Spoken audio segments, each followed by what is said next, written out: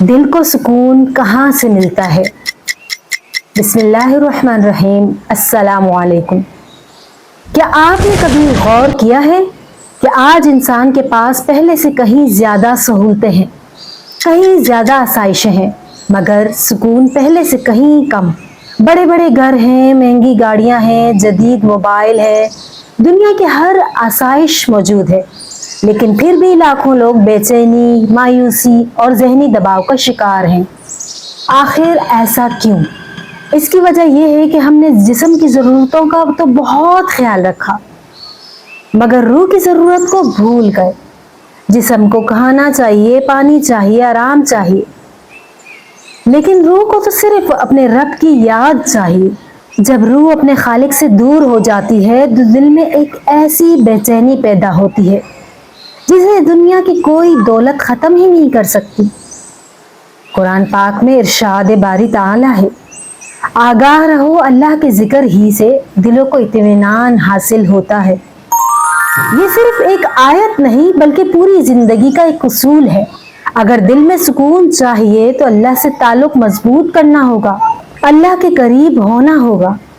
ہم اکثر یہ سوچتے ہیں کہ اگر اچھی نوکری مل جائے تو سکون آ جائے گا، اگر اپنا گھر بن جائے تو خوشی مل جائے گی، اگر پیسہ زیادہ آ جائے تو زندگی آسان ہو جائے گی۔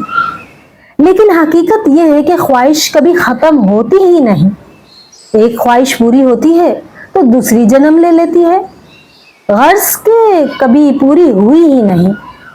اسی لیے اسلام ہمیں یہ نہیں سکھاتا کہ دنیا چھوڑ دو، بلکہ یہ سکھاتا ہے کہ دنیا میں رہو، محنت کرو، حلال رزق کماؤ، اپنے خاندان کا خیال رکھو، لیکن اپنے دل کو اللہ کی یاد سے کبھی غافل ہونے نہ دو، کبھی دور ہونے نہ دو۔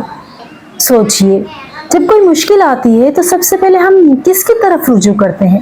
لوگوں کی طرف یا اللہ کی طرف؟ ضرور سوچئے گا۔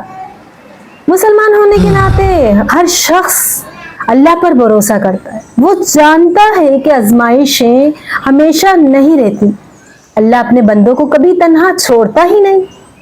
ہاں، کبھی وہ دعا فوراً قبول کرتا ہے، کبھی بہتر وقت کے لیے محفوظ رکھتا ہے، اور کبھی تو اس سے بہتر چیز عطا کرتا ہے۔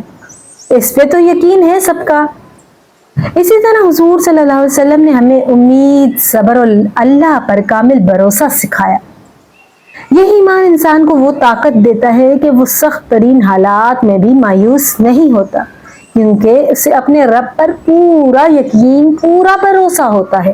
تو اسی طرح دل کو سکون ملا تو فقط رب کے نام سے، دل کو سکون ملا تو فقط رب کے نام سے، باقی جہاں کی رونقیں سب عارضی لگیں۔ میرے عزیز دوستو، اگر آپ کے دل میں بے چینی ہے تو صرف دنیا بدلنے کی کوشش نہ کریں، اپنے رب سے تعلق کو مضبوط کریں، نماز کو اپنی زندگی کا حصہ بنائیں، روزانہ قرآن کریم کی تلاوت کریں، استغفار کو معمول بنائیں، اور ہر حال میں اللہ سے دعا مانگیں۔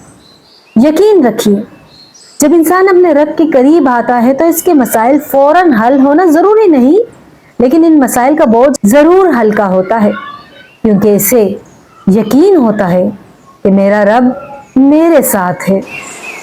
آخر میں اللہ تعالیٰ سے دعا ہے کہ وہ ہمارے دلوں کو اپنے ذکر سے آباد رکھے، ہمیں ایمان کی مٹھاس عطا فرمائے اور دنیا اور آخرت میں یقینی سکون نصیب فرمائے۔ آمین یا رب العالمین۔ اگر یہ پیغام آپ کے دل کو چھو گیا ہو تو اسے دوسروں تک ضرور پہنچائیے گا۔ ممکن ہے آپ کے ایک شیئر کی وجہ سے کسی پریشان دل کو امید، ہدایت اور سکون کا راستہ مل جائے۔ السلام علیکم ورحمۃ اللہ وبرکاتہ۔